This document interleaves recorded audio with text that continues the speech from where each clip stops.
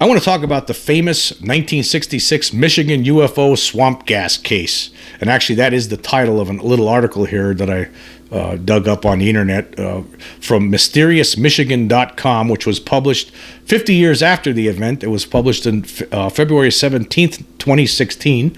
I will leave the link. Now, a lot of you are aware of this case. Basically, this was the case where J. Allen Hynek from Project Blue Book showed up in Michigan to investigate some UFO sightings, and he made a determination publicly, a famous determination. Later on he regretted it, but he tried to say it was marsh gas or swamp gas, and a lot of people got very upset about it. And the rest is history. But one of the guys that got upset about it was a guy named Frank Manor from Dexter, Michigan. Anyway, I'm going to read some of this article about what happened in March of that year.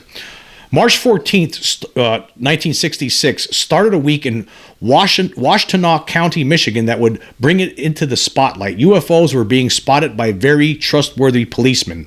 Radars showed UFOs on their screens. J. Allen Hynek was sent by the government to investigate. All this led up to one of the best-known UFO cases in Michigan, the swamp gas case. President Gerald R. Ford, then a Michigan congressman, said later of this event, in the firm belief that the American public deserves a better explanation than that thus far given by the Air Force, I strongly recommend that there be a committee investigation of the UFO phenomena. I think we owe it to the people to establish credibility regarding UFOs and to produce the greatest possible enlightenment of the subject. I just want to stop there for a second. Actually, this event did lead to the Air Force hiring the University of Colorado to do a study that was headed by an astronomer named Edward Condon. Now, Condon didn't believe, he thought it was a ridiculous subject, and he basically made a determination even before the investigation was concluded. And so it was all set in stone, even though there was a couple of years, or a year and a half, something like that investigation went on. Or I think it was 2 years, whatever. But anyway, it culminated with the Condon Report, it was known as, and which came out in 1968. And that report, the final conclusion of that report, which was written by Edward Condon, basically stated that he didn't believe there was any reason to study UFOs scientifically because there's nothing to it. That was basically his conclusion. Even though some of the scientists that worked on that report had said that there was a lot of cases, obviously, they have no answers to, and there should be scientific studies. But because the Air Force wanted to end Project Blue Book, and because basically Condon was basically playing ball with the Air Force and thought the whole thing was ridiculous, they came out with this bogus conclusion. And then not long after that Condon report came out, the Air Force closed Project Blue Book, and the rest is history. But anyway, continuing with this article.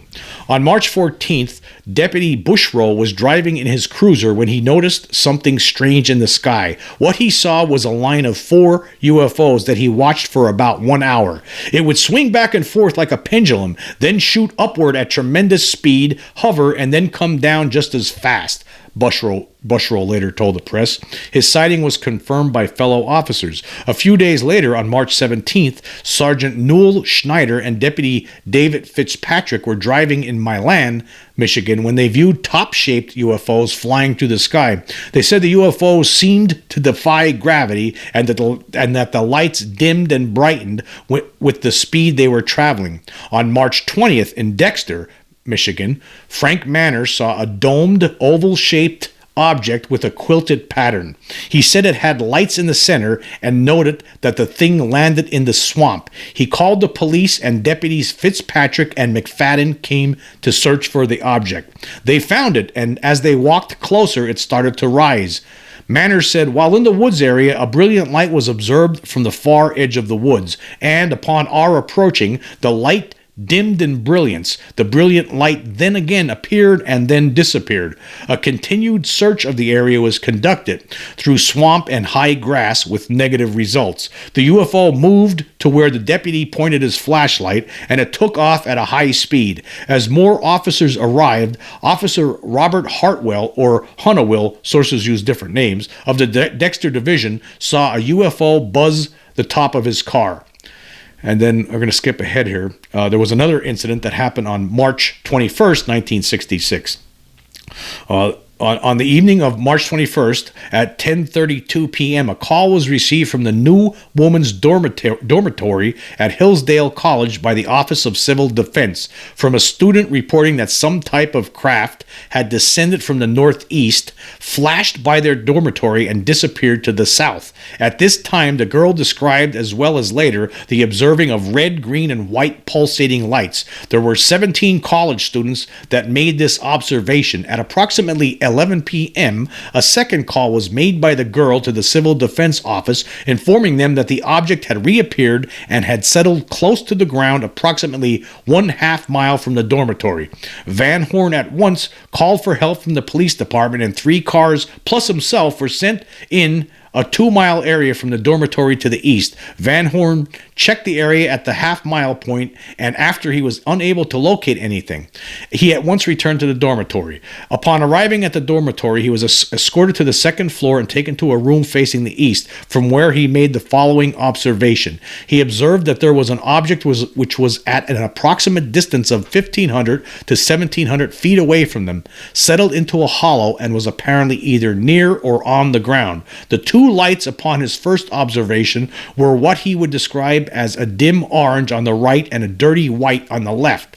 After observing this for a period of about 10 minutes, the lights began to grow in brilliance. The dim orange became red and true in color, and the white became a true white. As the lights became more brilliant, the object or vehicle began to rise. It would rise to a height of approximately 100 to 150 feet, stop momentarily, and begin to descend. This occurred several times. At one time, upon descending, a glow from the side opposite then came from somewhere, and he was able to see a convex surface. The vehicle was also observed to move right to left and left to right, and did so in a very smooth manner. The ascent and descent were at an estimated rate of 25 to 30 feet per minute. At no time were any of the witnesses able to detect any type of sound or noise. At approximately 4:30 a.m., those still observing the scene noticed the lights disappear, and this was the last time that it was seen.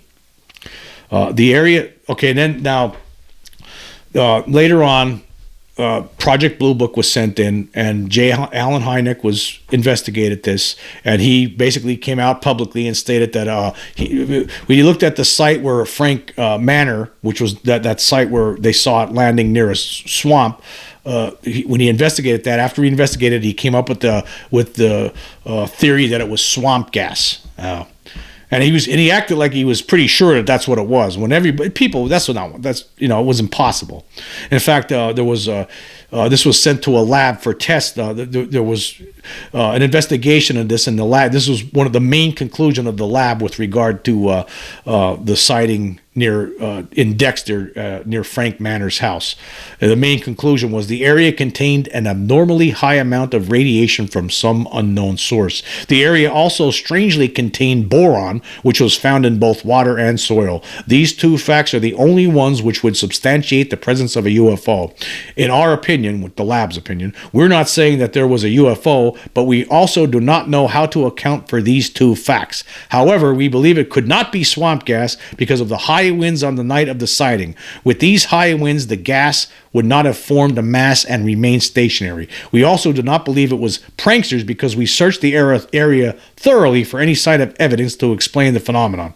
And then, of course, with the event that happened near the woman's dormitory in Hillsdale the next night on March 21st, there was no swamp. Here's what it says. It says the area that this was observed in was by no means a swamp, but rather an area that is cultivated by Hillsdale College as a park. From the last part, you can see that not all the sightings were in swamps. Therefore, swamp gas could be ruled out.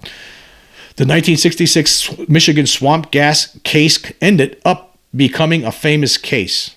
Of course it did. But anyway, after this happened, one of the problems was Frank Manor from Dexter, the one one of the guys that reported this to the cops at the time, who saw this object near his house.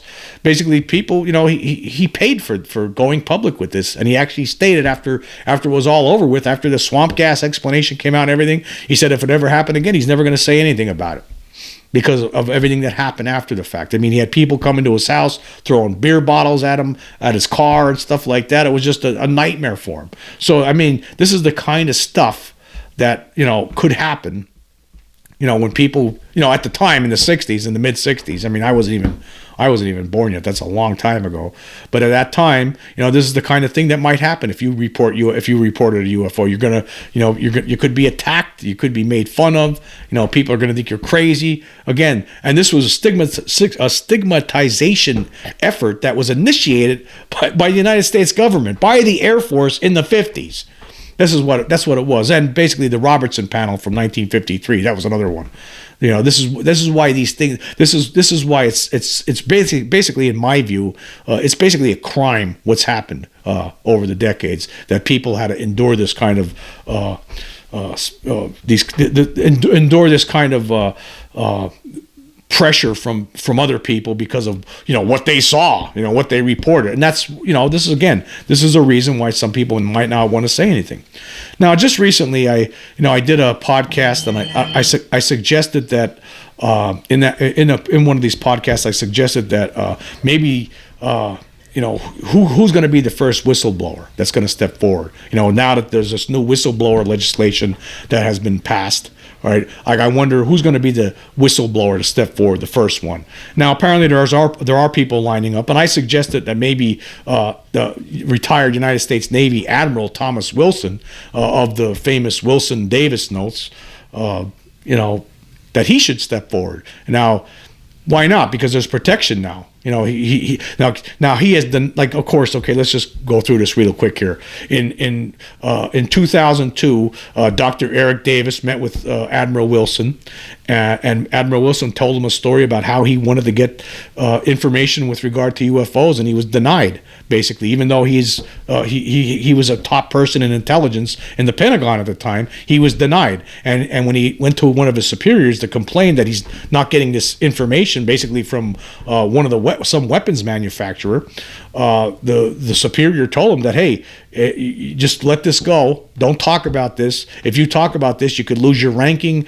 You could lose your pension. You could lose this. You could lose that. So he never said anything. Now the notes, of course, were leaked to the public in 2019. And when Admiral Wilson was approached about this, he completely denied it. Well, what else was he going to say?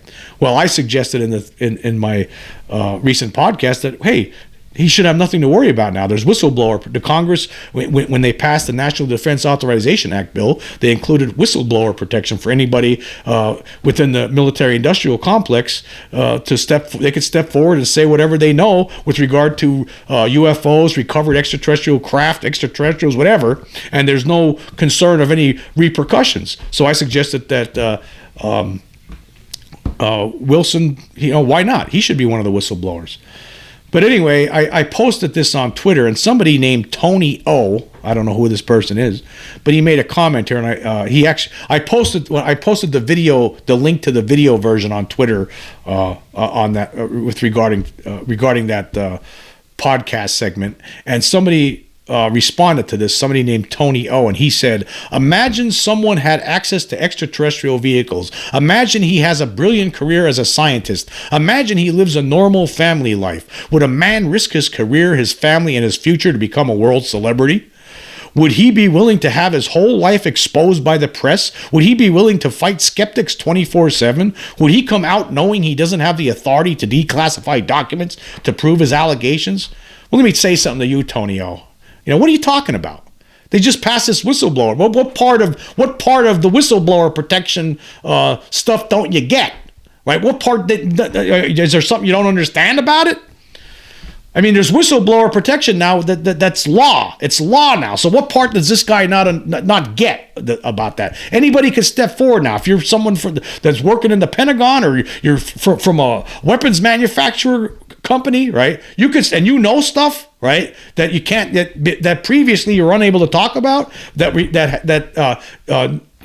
regard to UFOs, recovered extraterrestrial craft, or recovered extraterrestrial beings, right? Whatever that person could step forward now because it is law. There's nothing that could happen to these people. So I don't know what this guy. I don't know what part of the whistleblower protection stuff that was just passed in the law this guy doesn't get. So I don't know what you're talking about, buddy. There's my response. Okay, that's my response. But anyway, yeah. You can understand, though, getting back to this Michigan case, I just want to say, you can understand why other people, with what happened to Frank Manor. And by the way, this Frank Manor back in the 60s, he was actually showed up on CBS News talking with Walter Cronkite. Excuse me, I didn't pronounce his name correctly there. The late Walter Cronkite. He used to be the main anchor at CBS News back in the 50s and 60s and 70s. And he was on there basically saying that he would never talk about this. If he would have known what the aftermath was going to be like, he never would have told anybody. He never would have called the police. He wouldn't have told the soul about it. So that's, you have to imagine that at that time, a lot of people probably saw that on TV, probably saw this guy, how he was treated, after after he reported this amazing UFO event, and they probably, if when it happens to them, then they're like, well, I'm not going to say anything. Look what happened to that guy. So again, there's probably a lot of cases out there, that people don't talk about, are afraid to talk about. But hey, I don't think you shouldn't be afraid, because it's real. There's something here. There's nothing to be afraid of. There's no at this point at this stage of the game, there's nothing to be afraid of. You could tell the world what you saw, what you experienced, and don't worry about it. Who cares what a debunker's going to say? There's nothing to worry about. It's real, right? I saw one of these objects. I saw one of these beings, right? I know they're real, and I know the government's lying about it. So there's nothing to worry about anymore. It's time to, if you have a great story, right? Maybe something that's very significant. Maybe there's actually some people out there that might actually have some evidence hidden somewhere in their basement or something. Who knows? Maybe, it's very possible. Just think about this. Say you stumbled across a crash saucer yourself, and you found a body, an alien body laying there, right? What are you going to do? This could have already happened, actually. This might have happened a number of times throughout the years. There is very possible that somebody might have dragged one of those bodies away, or maybe remnants of a crash saucer, and never told anybody about it. It's time for people like that to start stepping forward. Go right to actually, you can contact me. I have my email address, actually, I just received a message recently from somebody wondering they want to contact me. Well, I have an email address that's listed in my, if you're on the podcast, if you go to the main Extraterrestrial Reality page, there's an email you'll find in there somewhere. You could contact me that way. Or I have the same emails listed in my YouTube channel, the main page for the YouTube channel. You'll find that contact information. If there's anybody out there that has anything that they want to share that they wouldn't have shared otherwise, please contact me. I'd like to see that information, and let's get this information out there. It's time to get over this hump, right? It's time to get over this hump.